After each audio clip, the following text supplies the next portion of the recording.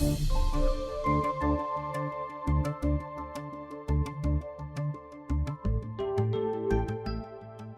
South Africa is in the global news right now, and there's a lot of misinformation, disinformation, agenda-driven nonsense. We've been trying to get to the facts, and we did it recently when examining or interrogating some information that had gone into the public domain and was repeated time and again, that 70% of South African land is owned by whites. Well, we know now that that's absolute nonsense. The number is around 20%, and that comes from the data that actually unpacks it. But when you selectively pull things, you can make the data say anything you like. Another thing that the rest of the world believes is that apartheid, or race-based laws, perhaps we should put it, ended with apartheid. Well, that isn't actually the case, as Martin van Staden will be explaining. He compiles for the Institute for Race Relations an index on the laws in South Africa that are race-related. And he'll be giving us some insights here on the way that they've actually been growing rather than falling. Martin, good to be with you. It's interesting that you're with the Free Market Foundation, where you're the head of policy, but you still do this work for your former organization, for the Institute for Race Relations. I suppose it tells us that there's friendly relationships between the two NGOs. Oh, absolutely. Yeah, no, the IRR and the FMF are both classically liberal, or you could say libertarian, market liberal organizations. We ultimately believe that freedom is the best way to solve South Africa's problems. We all believe in property rights, and certainly we're united by our shared commitment to non-racialism, which is just another manifestation of kind of liberal individualism. That is to say that you really shouldn't use the circumstances of someone's birth, certainly not a biological circumstance of someone's birth, to determine kind of in law what they may and may not do. So there's definitely a shared commitment to that. So there's no conflict of interest. It was interesting reading through the information that you've published that race-based laws in South Africa go back a long, long way. Now, without boring everybody with a long history lesson, can you just explain to us how long we've had them and why they didn't all disappear in 1994 when most of us here and abroad thought they would? Yeah, so I mean, South African race law goes back hundreds of years, but the index of race law starts in 1910, which is in May of that year, South Africa's parliament as it exists today with some extra decoration was founded. And that's when it started adopting laws for the polity that was then known as the Union of South Africa. And since then, 317 racial acts of parliament have been adopted in total.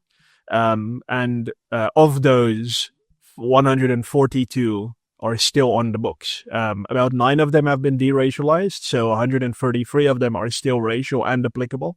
And I think the most shocking number really is that of the 317, 117 were adopted since 1994. So that's 37% of the total.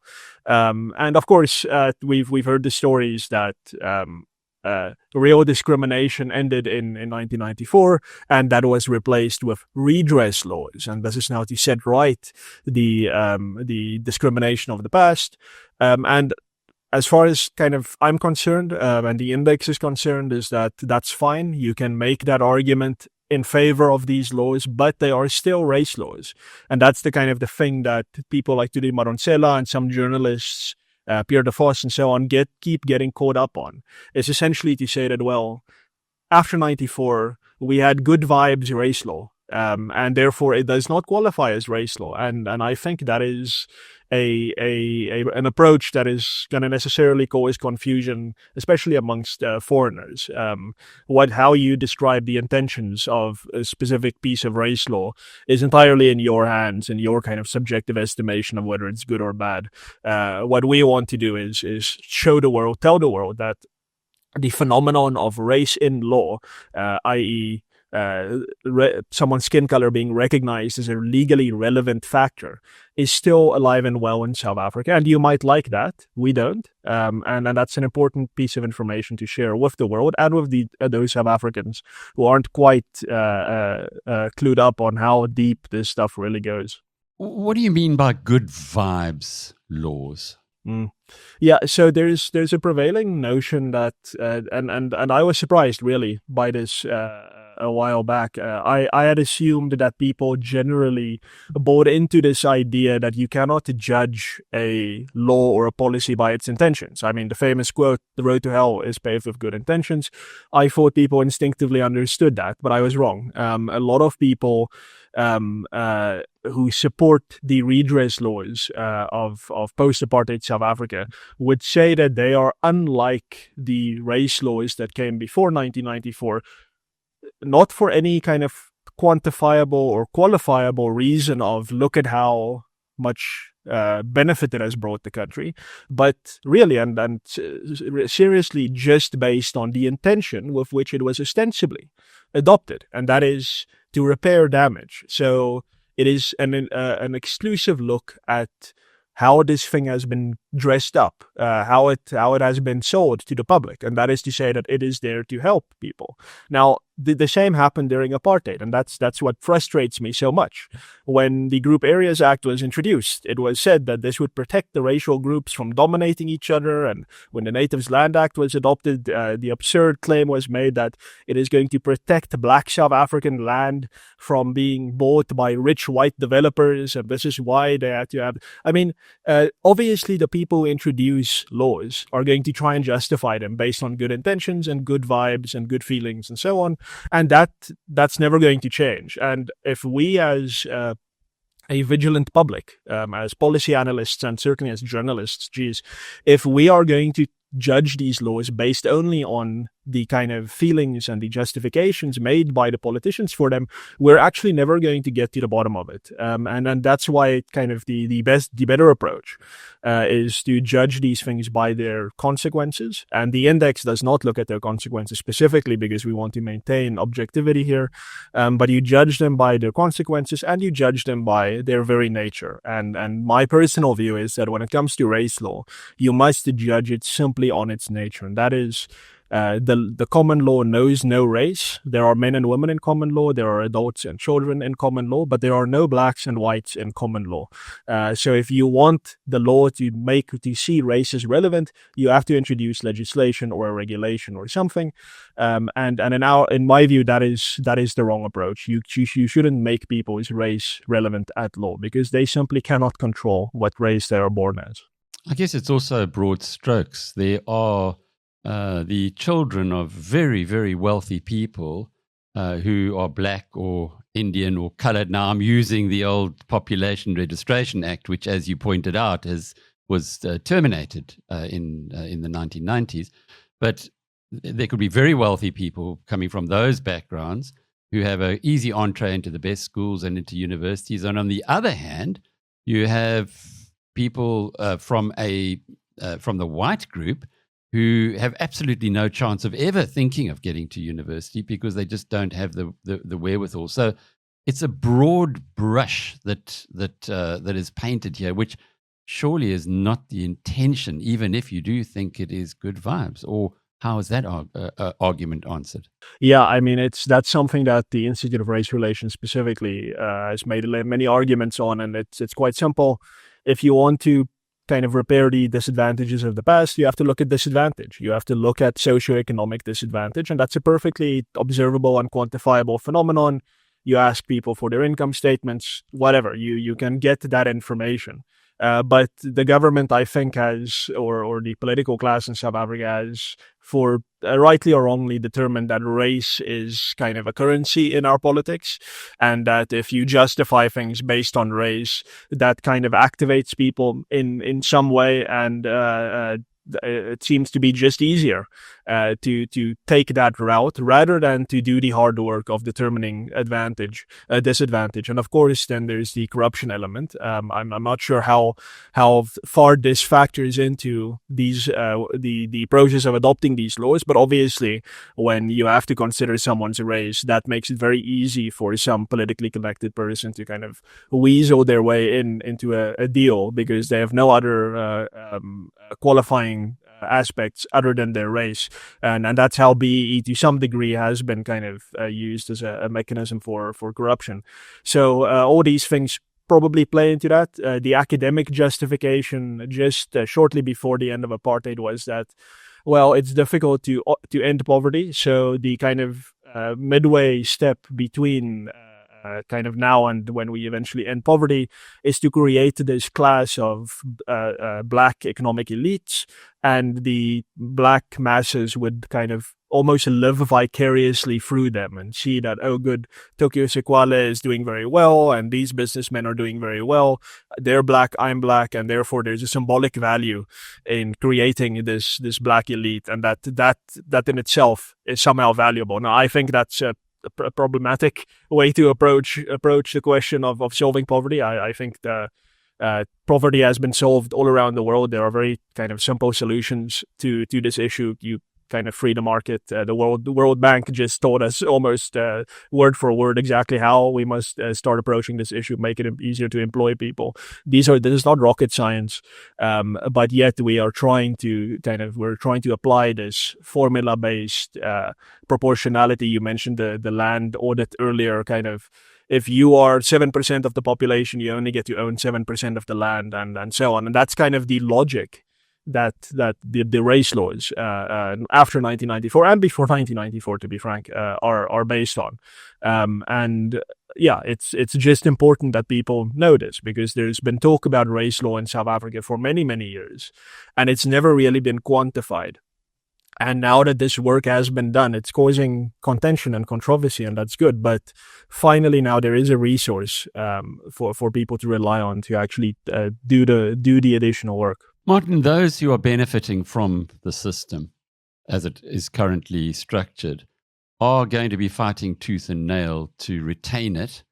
But those who are disadvantaged by the system as it's currently structured are clearly doing what they can. And is this behind, to a degree, what we're seeing with the reaching out to someone like Donald Trump, who you got to wonder what he's got to do with South African affairs?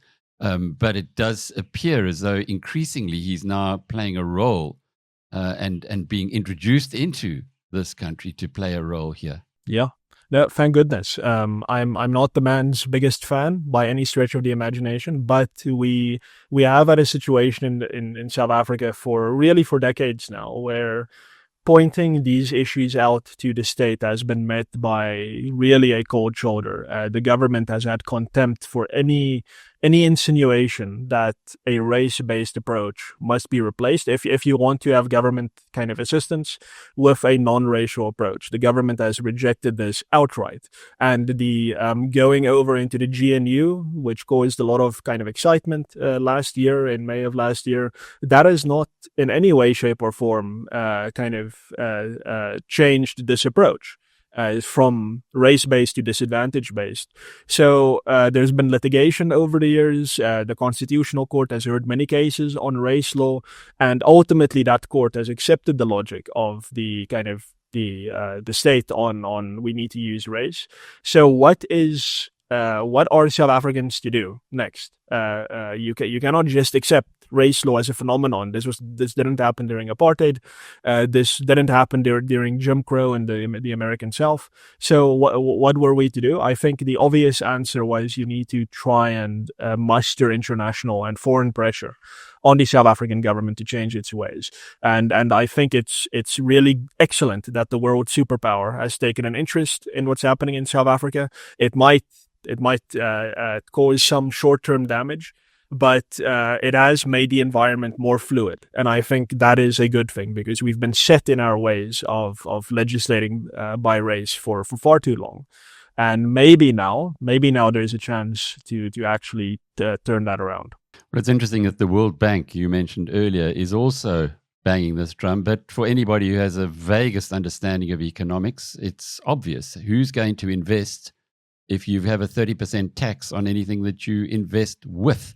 which is essentially what BE is. So from that perspective, it's kind of a no-brainer, but there's a big kickback. There's a lot of antibodies that are kicking back against this, and it almost feels, in part anyway, that the argument is being hijacked into one of do not interfere in our affairs. We know what we need to do to redress the past, and attitudes seem to be hardening.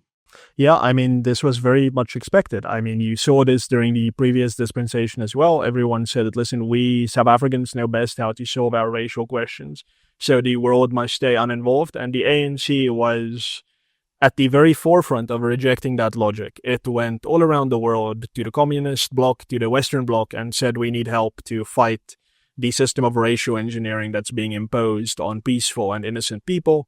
That kind of calculation has not changed.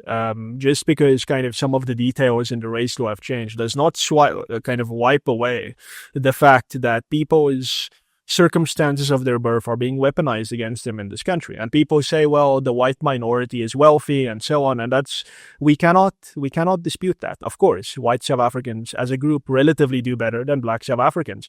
And Afriforum and Solidarity are not saying that white people are this poor kind of minority that is suffering and languishing. The victim mentality has never kind of found purchase amongst those civic groups. So that's not what's being said. What's being said is that this minority, whether wealthy or poor, is being discriminated against on the basis of its race.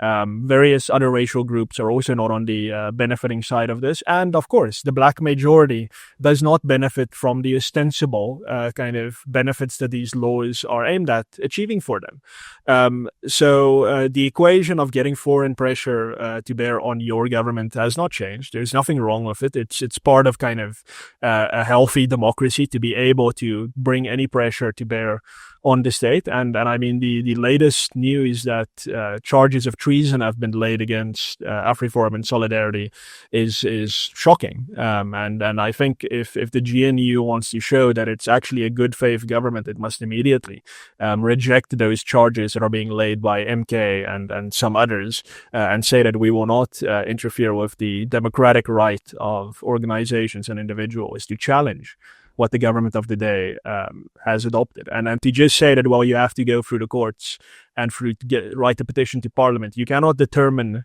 the grounds of disagreement. Ultimately, if you as the government do not want to listen to submissions to parliament or so on, to nice letters, then some pressure has to be brought to bear on you. And we know that the ANC responds to foreign pressure above many other forms of pressure. So this is an entirely valid thing to do. And I think Afriforum and Solidarity are certainly doing so out of a sense of patriotism rather than out of a sense of hurting South Africa. The other argument against your index is that a lot of these laws really don't mean anything anyway. Yeah, that's an argument that people can make if they want. So most of the post-94 race laws are so-called representativity laws. So if there's a new board like the National Weather Board or the Board of the National Weather Service being established, there would be a provision that says that the board must be reflective of the racial demographics of South Africa. So most of the race laws in that index are of that nature. But I wouldn't say that doesn't mean anything. I think it means a great deal. Of course, I wouldn't say that contemporary race laws are more economically harmful than apartheid race laws. Neither does the index claim that. But as far as them being race laws, that is simply true. And it is a distinct phenomenon in law. So as I said earlier, there is no common law of race. So this is a contrivance in our legal and political system. And I think that if you do the additional research of comparing South Africa with the rest of the world, you would probably find, and I don't have evidence for this, but you'll probably find that we do have the most race laws at a kind of parliamentary level. I think that we're one of the few countries that are kind of holding on to this idea that you can racially engineer kind of yourself into prosperity. And that's something worth pointing out. I think it's something that you have to quantify. The arguments that we had a decade ago about Helen Zille tweeting that there are more race laws today than under apartheid and people saying, oh, no, you're wrong. It's like, well, You just have to count. This is not rocket science. You just literally have to go and do the work. And now it's been done. And I think we've taken a step into a better understanding of the race dispensation in South Africa. And there's obviously more research to be done. The index is never going to be complete. It's always going to be a work in progress as more information becomes available and as the user experience is refined. But I think it cannot really be disputed that a resource of this nature is necessary for a country like South Africa, especially of its history and its current preoccupation of race. Well, it was interesting reading again through your background that the Institute for Race Relations published the first survey of these race laws in 1936, and then again in 1949 after the apartheid government took over in 1948. But just to close off with, you did mention internationally.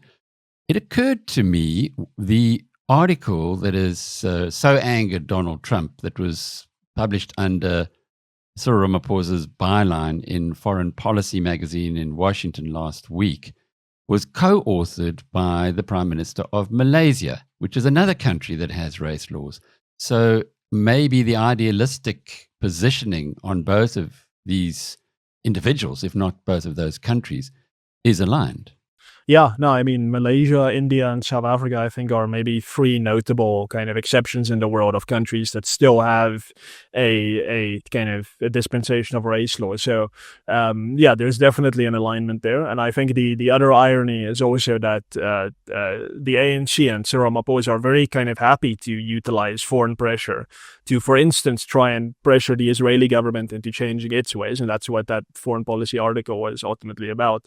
And yet they would have the temerity to at the same time criticize organizations like Afriforum and Solidarity using kind of just the power of persuasion rather than actually going to the International Criminal Court to try and persuade people to take certain action. So there's a lot of perversity involved here. And if Ramaphosa is allowed to rely on his allies, Malaysia, then surely South Africans who care about non-racialism, about a growing economy, and about kind of a sensible, healthy society are also allowed to go to their friends around the world, not just in America, but certainly in other places as well, to try and muster some pressure. You've done a lot of research. That is by nature what you do.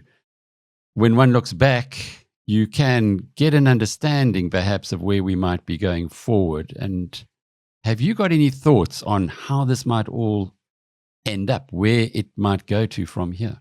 Yeah, it's a very fluid political environment now. I think with the 2024 election so kind of recent in our memories, I think a lot of us hoped and thought that this would be the beginning of real big change.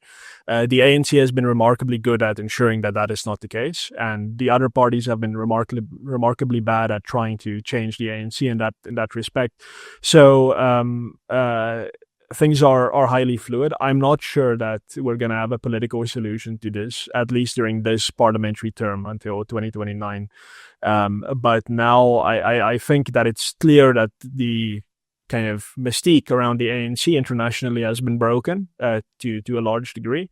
And that means we're starting with Donald Trump now, but I think in the coming years, you're going to see world leaders having a looser tongue maybe on what's going on in South Africa and speaking about it. And that does kind of strengthen our arm in South Africa as well to use that to buttress our arguments. In the meantime, of course, the state-proofing journey continues. Communities are stepping into where there is collapse. They're not waiting for the government to come and rescue them. So that will just continue. The equation has not changed meaningfully since the election of last year, and we'll try again in 2029 to see if some formal political change can be brought. I know there will be litigation. I don't have a lot of faith in our courts, unfortunately, to really make a substantive difference to how South Africa is governed. But I do think that the international pressure is going to play a bigger role now than it has in the last 30 years of democracy. And I think that is exciting. I think we need to be careful, but I do think there is some reason to think that potentially, if there's a pragmatic streak left in the ANC, you might see some of these race laws being being undone over the next few years. We've already seen that happen a few years ago at the ILO with Solidarity, when they took affirmative action against with Tulas Nkezi to the ILO. The ANC accepted the notion that there must be a sunset clause on racial affirmative action.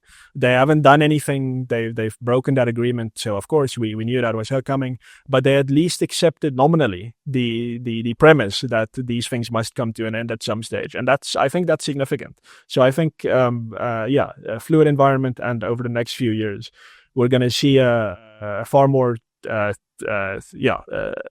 a government that's probably going to be more open to accepting these criticisms. We know the ANC operates on a balance of forces kind of analysis, and it seems like that balance is turning against it internationally, which is really something the ANC has always taken very, very seriously.